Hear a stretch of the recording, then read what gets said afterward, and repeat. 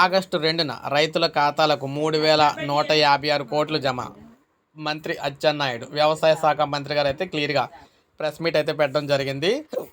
జగన్ హయాంలో రైతులకు రూపాయికే బీమా అమలు చేస్తామని జగన్ 3 ఏళ్ల పాటు ప్రీమియం ఎగ్గొట్టారని చెప్పారు అచ్చెన్నాయుడు గారు.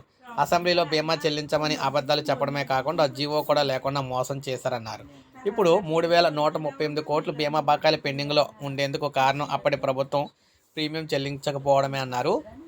కూటమి ప్రభుత్వం వచ్చిన వెంటనే ఉచిత బీమా మనకి పథకం మళ్ళీ మొదలు పెట్టామని చెప్పారు. అన్నదాత సుఖీభవ పథకం కింద ఆగస్టు 2న రైతుల ఖాతాలో 3,156 కోట్లు జమ చేస్తామని చెప్పారు. అందువల్ల ఏంటంటే సాక్షాత్తు వ్యవసాయ శాఖ మంత్రి గారే చెప్పారు కాబట్టి 3,000 చిల్లర కోట్లు అనేది ఆగస్టు 2వ తారీఖున వేస్తున్నాని. సో ఇప్పటికైనా సరే మన సబ్స్క్రైబర్లు అందరూ కూడా నమ్మాలన్నమాట. ఈ పథకానికి సంబంధించి అన్నదాత సుఖీభావ పథకానికి సంబంధించి డబ్బులు మనకి 2వ తారీఖున 3,000 చిల్లర కోట్లు అయితే రాబోతున్నాయి. సో ఇది మనకి అఫీషియల్ అప్డేట్. ప్రతి ఒక్కరు ఒక లైక్ చేయండి, సబ్స్క్రైబ్ చేసుకోవద్దు, మన ఛానల్ సబ్స్క్రైబ్ చేసుకోండి.